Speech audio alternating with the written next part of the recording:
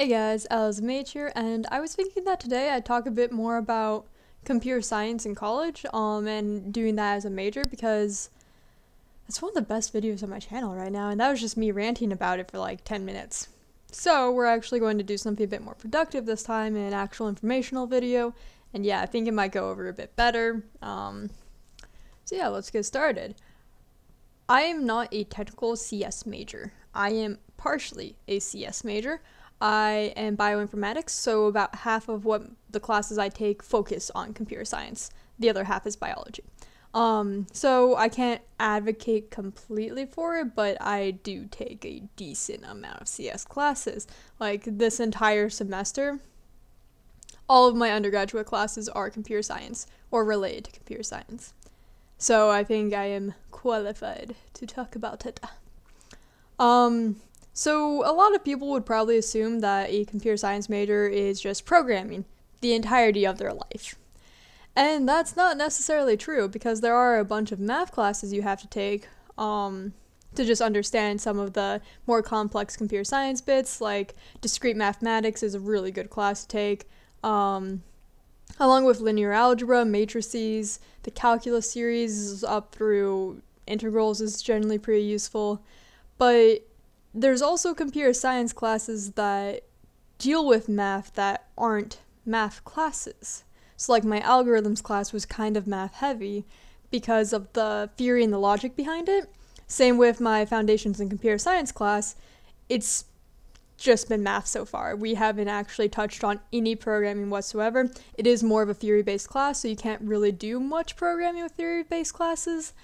But if you're not great with math and you don't want to put in the time and effort so that you can get through college level math classes, I would say CS might not be the right choice for you because the major is kind of math heavy. It's obviously not a mathematics major. It's not as bad as a physics major in terms of how much math you have to do, but it is up there. But the math does generally follow a similar pattern. So like once you understand discrete mathematics and linear algebra and a little bit of calculus, maybe some probability or stats, depending on which direction in computer science you go, you would probably be okay. And there are a lot of programming languages that are math-based or are really good for mathematics. Like Python is a really good math programming language, along with MATLAB, which is literally, it stands for Matrices Lab, but it sounds like MathLab. But it's also a program that is used a lot for math. I think Fortran is also one of those. Fortran's pretty old. I think it's getting phased out more for MATLAB now than anything else. But you will be expected to be able to program in those languages and be able to use those and be able to computate in them. You'll have to be able to understand what those computations mean and what they do, and you'll have to be able to read graphs and program graphs, because even if where you're wanting to go doesn't deal with anything computational like that, like if you want to go into web design, you're still going to have to take the classes to get to that point for that degree. And I don't think, I go to a STEM school, so we have a pretty open, liberal amount of classes that we can take to achieve whatever type of degree you want to get. So like within the CS, there's so many different classes you could take and routes you could do to get to the end goal of that degree. But you have to take certain ones in each category so that you have a well-rounded understanding of computer science. And I don't think you can get away with not doing any of the math-heavy stuff. So I guess that's the first point that I wanted to hit home pretty hard. The second is that if you are a female going to computer science, be prepared to be one of the minority.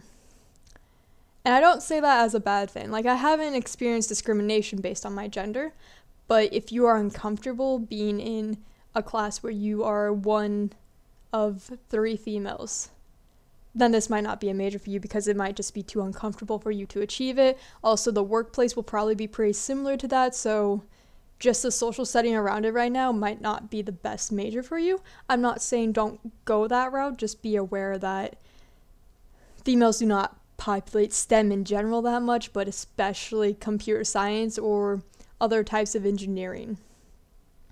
They are definitely the minority. For example, And this is another point I'll get into, I guess, is that my social implications class, I spent 6 minutes being the only female in that room before class started until another one walked in. And then another one walked in. There's 30 students. 1/10 of them are female. Isn't it wonderful? But anyways, computer science can have a lot of drawbacks and negatives. Obviously, you guys probably know about a lot of hacking, a lot of worms, a lot of viruses that can get sent out. There's a lot of loopholes in a lot of code that can be exploited by people who want malicious intent. So you're supposed to take a type of ethics course. Mine is called Social Implications, and it basically teaches you, hey, these are all the cool things that computers can do. These are all the cool bad things that computers can do. These are all the bad things that computers do. Is it morally right to do this? And it's basically just kind of introducing the concept that just because you can doesn't mean you should. And that is super important when it comes to computers, because there's just so much you can do with computers that not all of it is outlined in black and white of if it's legal or not. So having that moral understanding definitely helps. And then there's also a lot of things of like, if this big corporate company makes this program and this program ends up doing something bad, who's at fault? The programmer? The person that checked the program for bugs? The person that had the idea for the program? It's a very iffy subject, and there's a lot of places it can go. Let's go back to the actual college part, not the after college part, because we don't care about that right now, because we procrastinate and only look at the next day. In terms of workload,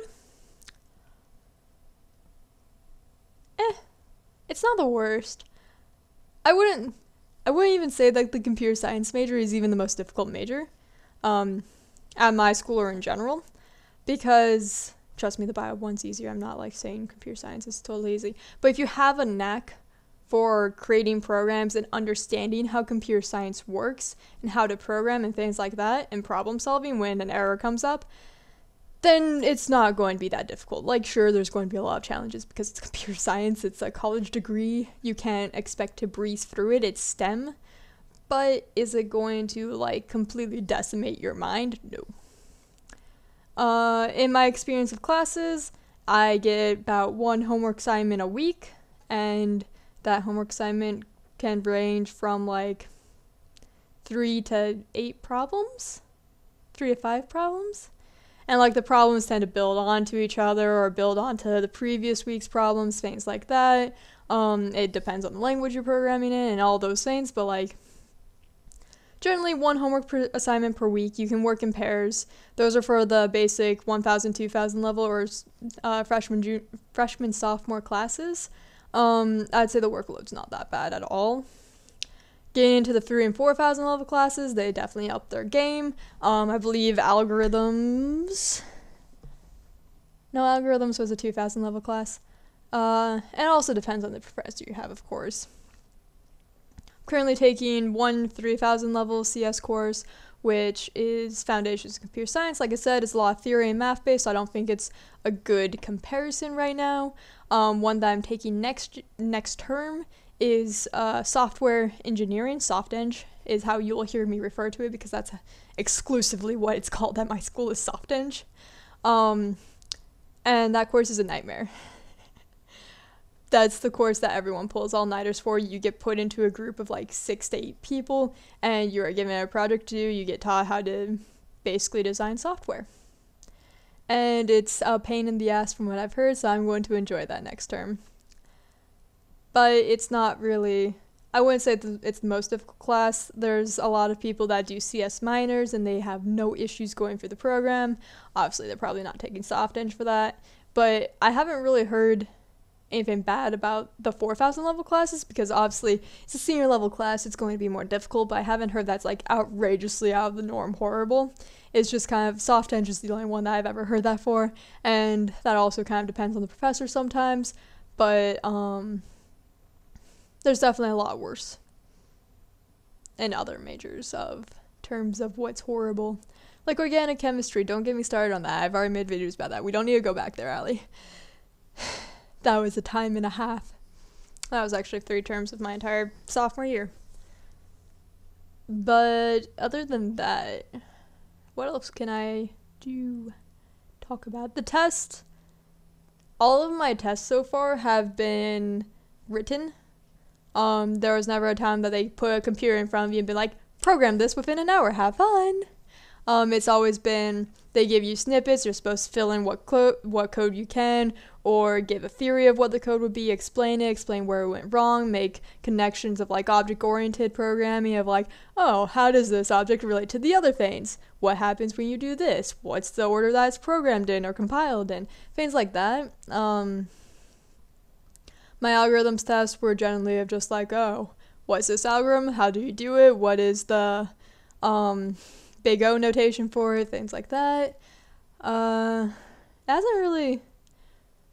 There haven't been any actual programming tests of like being told to program something within an hour and not make any mistakes.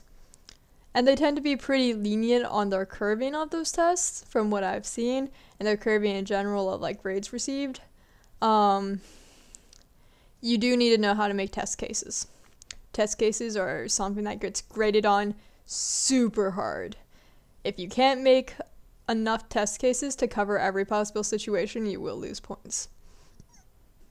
If you don't know what a test case is, I won't make some insulting joke there. A test case is basically, if you have a program, what cases can you think of that might break that program? So like, let's say if Sally has 5 apples, then this happens. But if she has more than 5 apples, that will happen.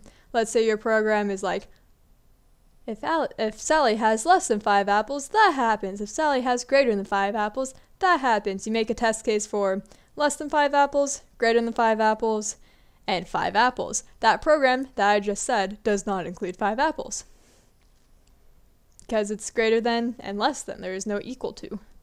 So in that term, the test case for 5 apples would break the program. You would get an error flag up of like, hey, this test case didn't have the expected answer. Something went wrong. Oh, test cases, you put in what you think or what you know the answer should be. So like, let's say she has less than 5 apples, she gets to keep all of them. If she has greater than 5 apples, she has to sell them until she has 5 apples. And if she has 5 apples, she has to eat one, so then she has 4. So the test case would be like, oh, if Sally has less than 5 apples, she will have the same number as she started with. If Sally has 5 apples, she'll have 4 apples. And if Sally has greater than 5 apples, she will have 5 apples. And then the test case would be like, hey, we didn't get 4 apples for if Sally has 5 apples. We got something else, / we didn't get anything. And yeah, so being able to know how to program those is like super important. It's something that gets graded on heavily in the introductory to programming classes. They're your first basic ones. I haven't had an upper level programming class yet to see if it gets hammered in on those ones as well, actually. One day more. Anyways. And I believe that covers what I can think of off the top of my head for computer science in college. The textbooks are not often used, so don't buy them. The only textbook I've had to buy is my foundations one, my social implications one, which none of those actually deal with programming, so it's okay. But yeah, let me know down in the comments below if you have any other questions about computer science or bioinformatics or pretty much anything in college, because I have friends in lots of majors that I can go and talk to and ask them questions. As long as it's a STEM major. Nope, I have friends in English as well. Don't worry. Anyways, have yourself a magical day, and I shall see you next time. Bye.